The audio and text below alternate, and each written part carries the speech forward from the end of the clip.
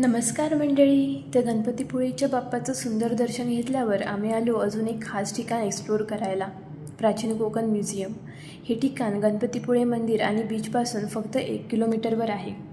प्राचीन कोकण म्हणजे एक भव्य ओपन म्युझियम आहे जिथे 500 वर्षापूर्वीच्या कोकणातील जीवनाचं सुंदर चित्रण केलं आहे. इथे तुम्हाला ग्रामदेवळ, गावप्रमुख, ग्रामीण व्यवसाय आणि कोकणची पारंपरिक वेशभूषा सगळं एकदम लाईव्ह फील्डमध्ये पाहायला मिळतं.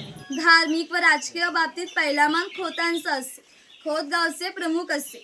गावात न्यायदान करणे, महसूल गोळा करणे, कायदा व सुव्यवस्था सांभाळणे. आणखी एक खास अट्रॅक्शन म्हणजे इथलं वृक्ष प्रदर्शन. इथे तब्बल 150 प्रकारची झाडं आहेत. बहावा, चिरोंजी, चारोळी, अजून खूप रेअर स्पेसीस आहेत. तसंच वाईल्ड लाईफ स्कल्पचर्स आणि लोकल कल्चर एक्झिबिशनमधून कोकणातील पर्यटन, व्यवसाय, कला आणि सणांची माहिती खूप छान दाखवली आहे. पलुतेदार दाखविताना जे अधिक कौशल्यवान आहे ते आम्ही इथे दाखवले आहे. त्यापैकी हा सुताराचे खरे काम हे शेतकऱ्याला लागणारी लाकडी अवजारे बनवून देणे आहे. हा लोहार आहे. ज्याप्रमाणे शेतकऱ्याला लागणारी लाकडी अवजारे बनवून देण्याचे काम हा सुतार करीत असे, त्याप्रमाणे त्याला लागणारी लोखंडी अवजारे बनवून देण्याचे काम हा लोहार करीत असे. उदाहरणार्थ कोयता, कुऱ्हाड, नांगराचे फाळ इत्यादी.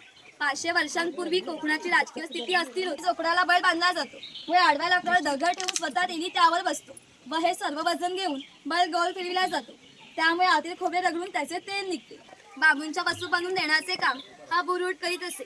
ही कणगी ती घरी नेऊन त्यामध्ये धान्य साठवून ती बाहेरून शेणामातीने निंपून घेण्याचे काम शेतकऱ्याचे होते. सगळ्यात युनिक गोष्ट म्हणजे शंख प्रदर्शन. इथे 170 प्रकारचे शंख पाहायला मिळतात. 20 इंचाचा मोठा शंख, ऑयस्टर, औषधी आणि पूजेसाठी वापरले जाणारे शंख. पण तिथे फोटोशूट करण्यास मनाई असल्यामुळे आपल्याला ते कॅप्चर करता आलेले नाही. खरंच सांगते, इथे आल्यावर जुन्या कोकणात फिरल्यासारखं वाटतं. तुम्हाला कसा वाटला आजचा व्लॉग कमेंटमध्ये नक्की कळवा.